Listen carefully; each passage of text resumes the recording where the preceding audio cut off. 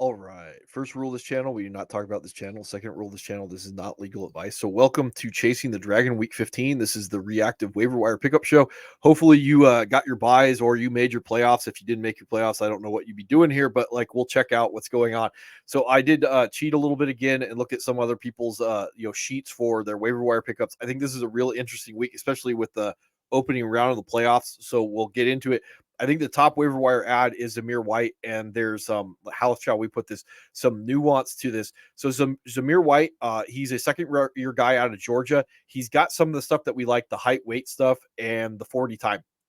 Um, can be a bell cow in this offense. And the thing is, it is a Thursday night game. It looks like Josh Jacobs won't be going.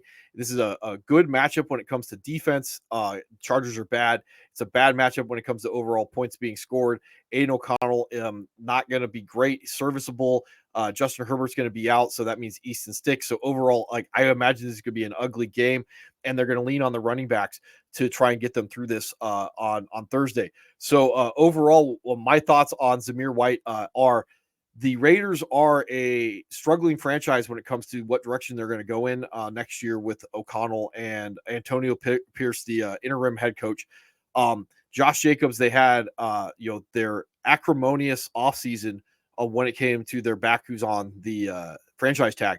So whether or not they bring Josh Jacobs back may actually hinge on how much they like Zamir White. And it just so happens they have the opportunity to give him the entire workload to find out in a game that's going to look or a matchup that says, hey, we should like what we get from the workload of Zamir White. So the other thing to put a big asterisk next to is Amir Abdullah. He's the pros pro. He's been around for 9 years. He is a special teams guy and a pass blocker, and that hurts because one of the things that makes running backs valuable is their pass receiving abilities. That's what Amir Abdullah is going to do. But overall, I could definitely see Zamir White being in that 60 to 80% range in a plus matchup. And the only thing that's going to really downgrade him is I don't know how many points they're going to score, how many opportunities he's going to have to get into the end zone. But this would be the guy that, not only would I be worried about seeing in someone else's lineup, I would be worried, or I would want to be rolling him out because the tea leaves say, hey, this is the week to be rolling him out. Ty Chandler, not as big on this week, even though I do like him overall. He's a 4-3 guy, if I remember correctly. The big thing with him is this is not going to be a good offense. They just got done winning a 3-0 contest against the same Raiders that we were talking about. Overall, they do have a pass blocking back, a big fullback. I think CJ Ham's the name of the guy. So how much workload they give to Ty Chandler. The other thing is, why haven't they integrated him more of the offense? Again, that's probably a trust issue. So overall, how much work he's going to get, how many scoring opportunities that they're going to have this week at Cincinnati, that may actually open it up. If Jake Browning is what we hope that he is, it could be more scoring, which means Ty Chandler is going to get more opportunities. So again, for Minnesota to see what they have in Ty Chandler, it's not a bad thing. I am more likely to want to roll Zamir White and more likely to not want to see Ty Chandler, if that makes any sense. So if you're in a league where Antonio Gibson's still available, I don't know. But Brian Robinson, we don't have any news on his hamstring at this point. So if Antonio Gibson's available, he could be a bell cow in this offense. I would be blocking Chris Rodriguez if he's available, because this is another one. If I'm in deeper leagues, I could see him getting the entirety of the Brian Robinson work if Brian Robinson is out again. And then Antonio Gibson sticks to his 40 to 60% snaps based off game flow. Chase Brown, if everybody's talking about him, I could definitely see that he's a priority handcuff. I could see that he is going to potentially get integrated more into the offense, and he probably does have league-winning upside as a lottery ticket at this point. Again, probably don't want to see him on someone else's roster in case that injury to Joe Mixon occurs, and he's the guy. So I would be going after him. Deontay Foreman, I'm not interested in, but you do you. When we get into this a little bit, so we were trying to get Roschon Johnson, this 74% snap share, to be, to replicate itself again, and it didn't happen. Both Khalil Herbert and Deontay Foreman were all active. Roschon only got 28% snaps, 1 for 6. The guy who got the hot hand, and the coach speak, sometimes you can't listen to it, but can't always pay attention to coach speak, but you always got to listen to it. So they said they're going to go with the hot hand. This week it happened to be Deontay Foreman, 55% snaps, 11 for 50, 3 for 2 for 22. And even though Justin Fields is the de facto goal line running back for the Bears, what I would be most worried about with Deontay Foreman is I don't pick him up. He gets another 55% snaps. They're the right opportunities, and he punches a couple in the first round of playoffs. That's what scares me a little bit more. Overall, though, I don't think I would be wanting to roll out any of these Bears and expecting that it's going to be anything more than potentially, a 30-30 pit split between all the three of the guys that are out there.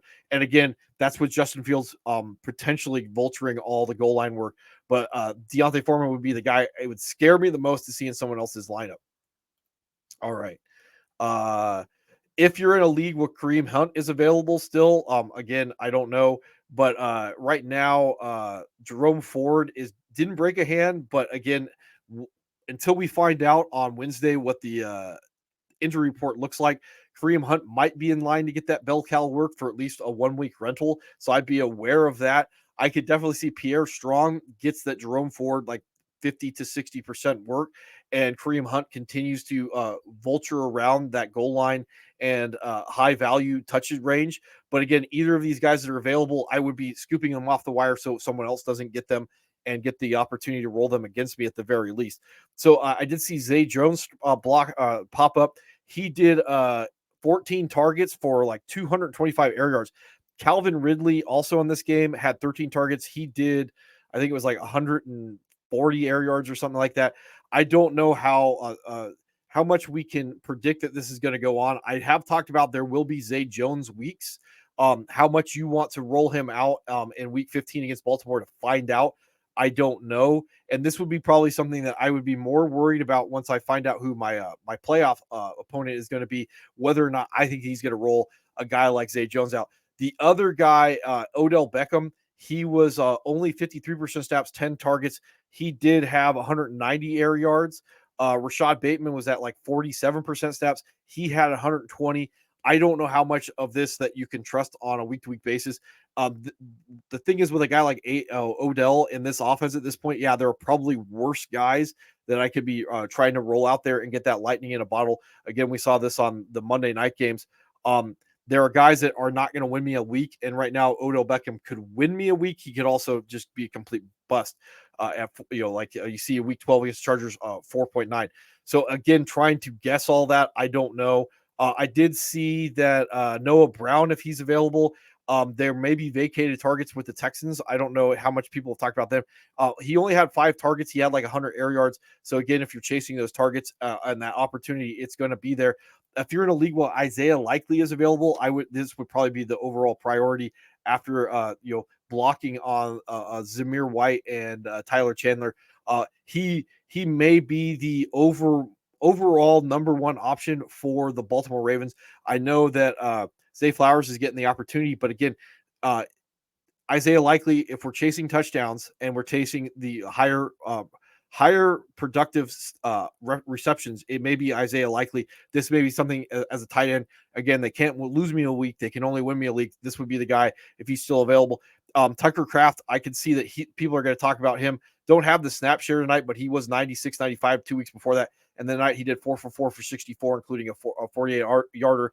And then the priority streamer right now is going to be Jake Browning. We'll talk about a few other guys tomorrow night on Chasing the Dragon. But again, at this point, it may look like Chase Browning is going to be somebody that we can trust. And Minnesota would be a matchup that I don't particularly like, but I don't particularly hate. So we could definitely think about rolling him out. I think that's about all I got when it comes to the reactive show. Defenses, if you're out there knife fighting over defenses, Raiders are going to be an interesting pickup this week against the Chargers with Justin Herbert out. And they just limited the Vikings offense to 3 points. So that's something I could definitely see picking up. People might not be paying attention to that overall. The Colts have been interesting. And again, Mitch Trubisky is going to be a turnover machine. So there would be another one that I would be rolling out if they're available. Denver's look better, and they do have a turnover machine in Jared Goff, if you want to look at that. Cleveland, I don't know how much I would trust 38-year-old Joe Flacco, and the Bears have looked better. I've been talking about this for a while. The Bears are kind of, like if you want to get sneaky, you want to get cute, and you could do those things. I don't know if I would trust Green Bay against Baker May at this point after Monday night, what they did. Both these two teams right now, Houston going up against Tennessee, even though Houston disappointed against quarterback one Zach Wilson, but Tennessee, they will maybe be going up against a CJ Stroud less Houston team. That would be Davis Mills, I think. So you could definitely think about rolling Tennessee out when they kind of did shut down the Miami offense tonight. So that's something to look at. And the Jets would be on the table again against Miami. And also Miami would be on the table against the Jets if they're available. Kansas City may be the streaming defense of the week going up against the Patriots if they're available. I do like the Saints against the Giants, but I also kind of wouldn't mind the Giants against the Saints. Atlanta is a good roll against Carolina. That's pretty easily said. The Rams are going to be another sneaky one that you could roll out against Washington. 49ers obviously probably are not going to be available in your league. Neither is Dallas or Buffalo. Baltimore may need to be streamed around. Who knows? But yeah, overall, and then Seattle, if you're into that type of thing, against the Eagles, because the Eagles, Jalen Hurts is a turnover machine. But overall, like the Raiders, I think are going to be very sneaky this week. Indianapolis, if they're available. The Bears for Cleveland, I think, are going to be a good play. Tennessee, again, waiting on what CJ Stroud news overall, if they're available. And then let's see. I think that's about it. Oh, Atlanta, if they're available, I will be streaming them too. So anyway, that's the Chasing the Dragon, and I'll see you guys tomorrow on After Waivers.